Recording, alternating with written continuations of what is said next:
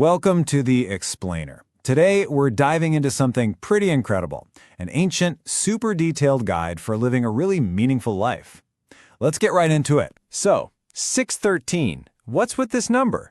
Well, it's not random, that's for sure. It's actually a code, a really detailed, all-encompassing code that tradition says is a divine guide for how we should live our lives. I mean, seriously, just imagine that for a second. What if you had a complete instruction manual for life? You know, something that covered literally everything, from how to be a good person to what to eat, even how to build your house. What would that even look like?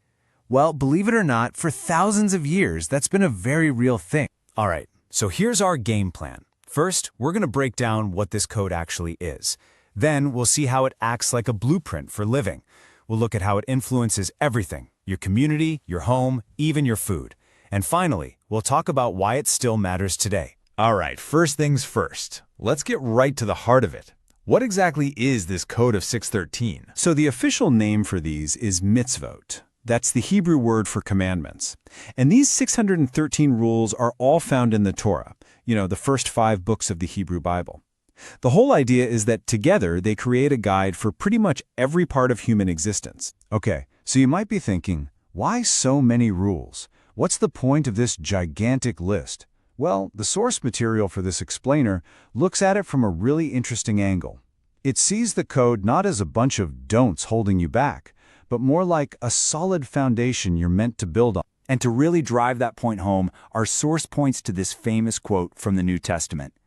The idea here is that these commandments, they're not something to be thrown away. Nope, they're the permanent foundation. They're the blueprint for a good life. And the goal is to fulfill them, to bring them to life in the biggest way possible. So how does this blueprint actually work? Well, it's built on a really simple idea. All 613 mitzvot basically fall into one of 2 buckets. The positive ones, the do this commands, and the negative ones, the don't do this commands. And check this out, the breakdown is pretty fascinating. You've got 248 do this commands, but then you have 365 don't do this commands. Yeah, that's one for every single day of the year. It's this incredible balance of things you should do and things you should avoid that really creates a complete guide for how to act. But this isn't just about you as an individual. Not at all. This whole framework spills over into the entire community. Actually, a massive chunk of these commandments are all about building a society that's fair and, compassionate. And this is where you see how practical this code really is. We're talking about commands to set up courts and judges, to protect the vulnerable like orphans and widows, to be honest in your dealings, and even practical safety stuff. I mean, there's literally a rule that says you have to build a guardrail on your roof. How specific is that? The sheer range is just incredible. You've got the big ones we all know, like honor your father and mother. Then you have rules about being fair in business, like paying your workers on time. And then you get these really specific, deeply compassionate rules, like the one about sending a mother bird away before you take her eggs.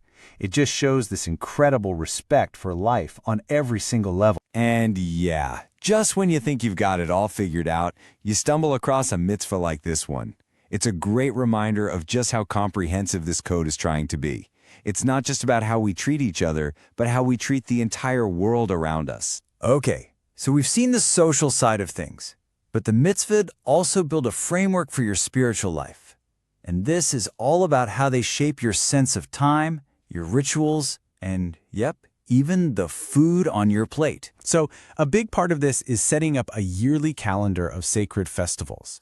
You've got Passover in the spring, the high holy days in the fall.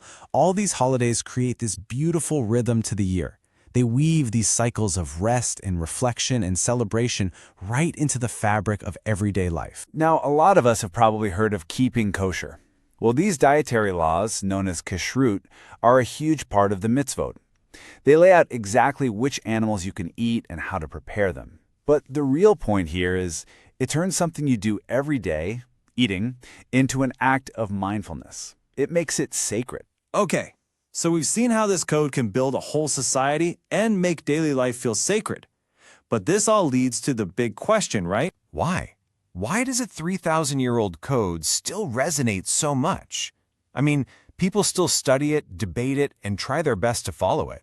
What gives these rules such incredible staying power? Well, the source we're looking at today suggests an answer with this quote from the book of James in the New Testament.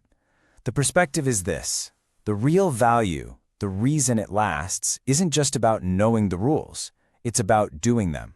The legacy of the mitzvot is really a call to action.